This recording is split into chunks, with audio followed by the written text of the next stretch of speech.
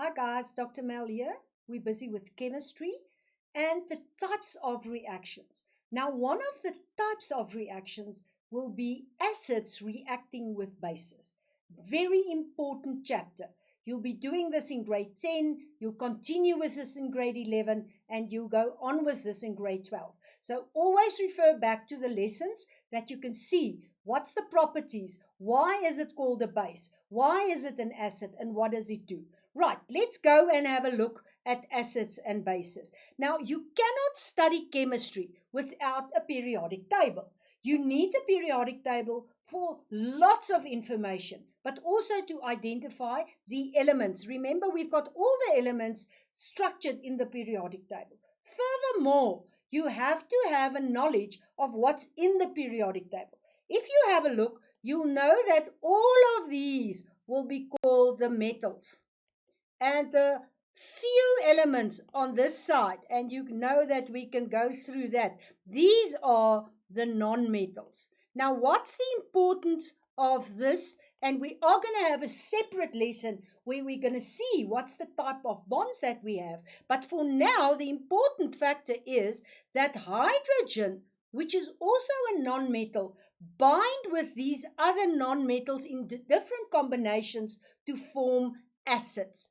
And the metals will bind with the metals here will bind with some of the non-metals to form the bases. So it's important that you've got your periodic table and obviously all the memory that you have of the chemistry that you started off in the beginning of the year. Now let's have a look at acids. We are surrounded by acids. In the first instance, you are carrying acid. Where? In your stomach. Our stomach produces hydrochloric acid to digest our food. So we all have acids in our body. But we know in citron, naartjies, lemon, we know the taste of lemon, oranges, all of that have acid. Here I've got vinegar, that's also an acid. This is umkasi, that is the sour milk acid. And here's a picture of acid rain in a forest. So in rain coming down, it also forms acids. Right, what do we know about acids? This you've got to know as if you work with this every day. You've got to know the properties. It tastes acidic. Now, we don't lick on hydrochloric acid. Don't go to the swimming pool and lick on, let's say, for instance, the hydrochloric acid. Please don't lick sulfuric acid, but please lick vinegar and taste. What does it taste? It is acidic. You do not see that pure acids conduct electricity, but we don't really work with pure acids. In our case, we'll work with diluted acids, and they will be conducting electricity because they will have water surrounding them. Right, so in the aqueous solution, aqua, water, you'll have ions. It means there's charges and they will conduct electricity. The ions will have negative and positive charges, and you know from the physics that you actually can conduct electricity.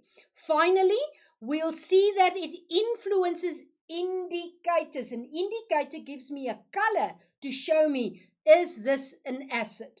And then it neutralizes a base. So you've got acids, and if you throw a base with that, it neutralizes each other.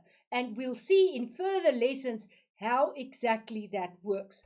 Let's have a look at the common acids. And guys, you have to know the names as well as the formulae. Do you see here, I've got a hydrogen and a chlorine. So I've got here hydrochloric acid. You'll have to be able to know the common names and what it's used for. I'm not going to go into that now, but you have to know that we use hydrochloric acid now. A common use of that would be in the pool. And as I said just now, we use hydrochloric acid to digest food. As I said, go to the internet, go on Google, see what's the uses of all these acids. Here I've got nitrogen. Can you see nitrogen there?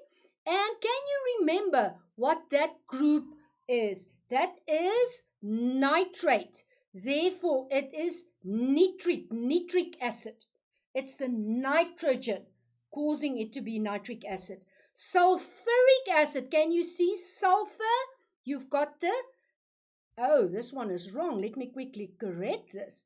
If you know this, it's H2SO4. Important, H2SO4, because you've done sulfate, which looks like that.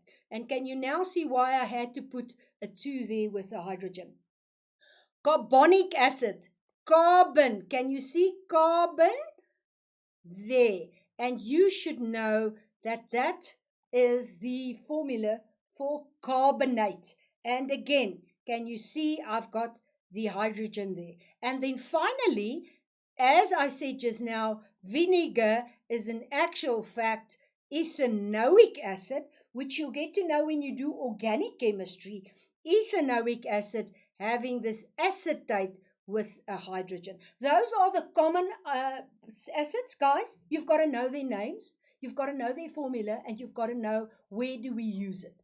All three of those can be asked and will be asked in exams. Let's have a look at the specific acids. Can you see I've got water there?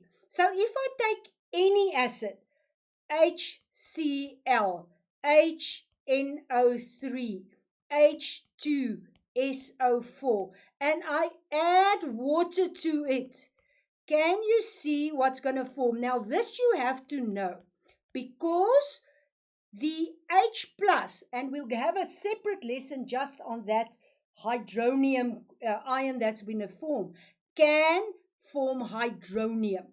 The H plus, which is the hydrogen ion, now gets bound with the water. It never can be alone. It will bind to the water and it will form hydronium.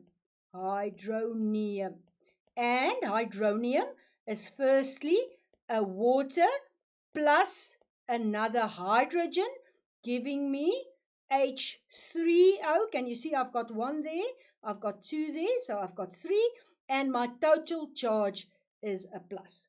Now, why do we do the acids? Because in actual fact, we've got a hydronium that will be transferred from the acid to the base to form a salt. Now, we'll get to that just now, but the important thing is you know, why do we do this chapter? We do this chapter because we've got hydrogen transfer to form hydronium. Be careful, don't make mistakes like I almost did. No, it's a hydrogen with a water forming hydronium. Right, bases. We have bases around us. I have here baking soda. I have an anti-acid tablet. You have bad digestion and you can feel the acid coming up, and you know where it comes from the digestive tract, and you know it's hydrochloric acid, and how I can actually use the anti-acid to balance that or neutralize that acid. So this is a base. In most of our soaps, we get bases. We also get ammonia, the cleaning solutions that we use in a house and in industry. And as I said, baking soda and bicarbonate of soda. So we use all these around us, and it's bases. What does a base taste like? It's bitter. Now, you can lick soap if you want to. You can lick bicarbonate of soda and bicarbonate in the kitchen, baking sodas and things like that. Please don't lick ammonia. Don't go and lick the bleach, the stuff in your kitchen, because firstly, it is not nice, and secondly, it can be very dangerous. So it tastes bitter. Remember, acids taste acidic. It feels soapy. It's like you can feel it's gliding. It will conduct electricity again in an aqueous solution. Because I've got the water surrounding it, I will form ions that will then conduct the electricity. It will again influence indicators indicating to me, is it an acid or is it a base? And then finally, it will neutralize an acid. So we are going to throw acids and bases together to neutralize. Let's get to the common names. Sodium, you know what sodium is. It is Na with hydroxide. Now remember, hydroxide, OH minus. Can you see why it is one sodium with one hydroxide? Can you see the charges? And the common name is caustic soda. You've got to know these. You've got to study these. Potassium hydroxide. Potassium and the hydroxide. Caustic potash. So you don't use all of this in your grade 10, 11 or 12 year. But be a mom or a dad washing a car or washing dishes or cleaning the industrial floors and stuff. Then you'll get to know all of these names. Sodium carbonate is washing soda. So we use that when we've got soda and all the soaps that we put in our washing machines. Sodium bicarbonate, we usually use that for baking. It actually is a nice baking soda, and you'll see just now why does it give bread or anything that you bake with it that lovely fluffy feeling. Ammonia, as I said before, please don't lick it, and it's got a nitrogen with 3 hydrogens. These are the names, the chemical names of bases. These are the popular names, and these are the formula. You have to know these. I will draw this table and I'll study it until I know exactly everyone. Let's see what happens if I have an acid. And remember the acids that we did just now? Let me quickly show you. We had hydrochloric acid, nitric acid, sulfuric acid, carbonic acid, and ethanoic acid. And if I take that acid and I throw it with these bases, I now get an acid and base reaction. I'm taking HCl. Can you recall the name? Hydrochloric acid. And I'm going to react it with potassium hydroxide.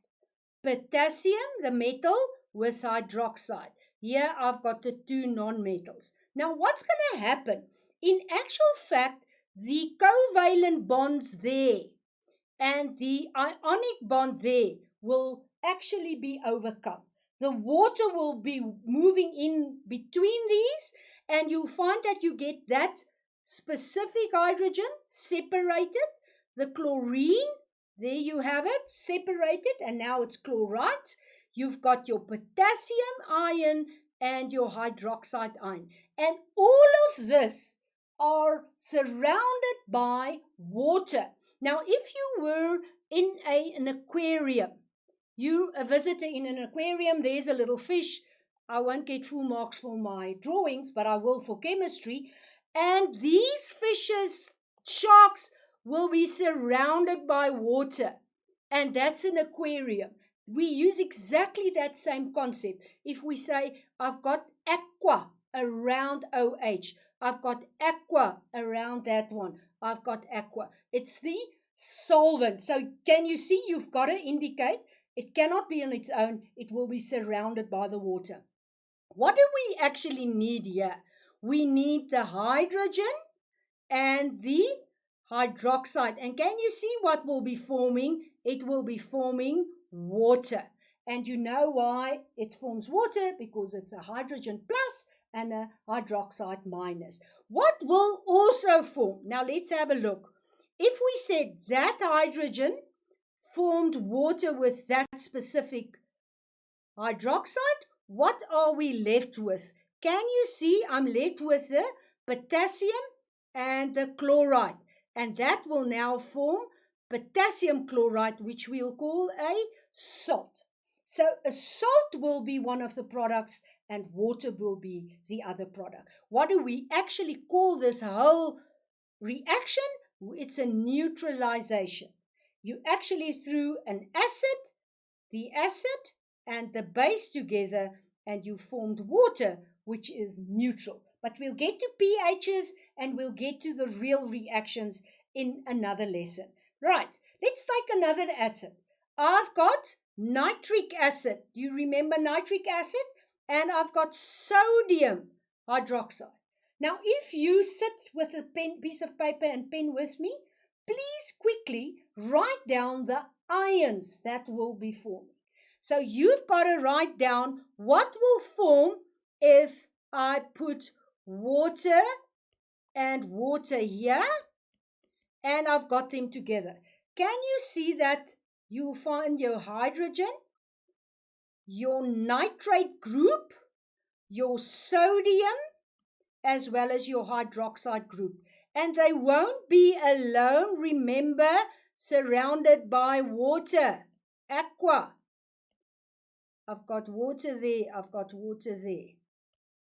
And now, to stabilize, they will now go and the nitrate will bind to the, can you see the plus there, the minus there, to form the salt, sodium nitrate. What will remain?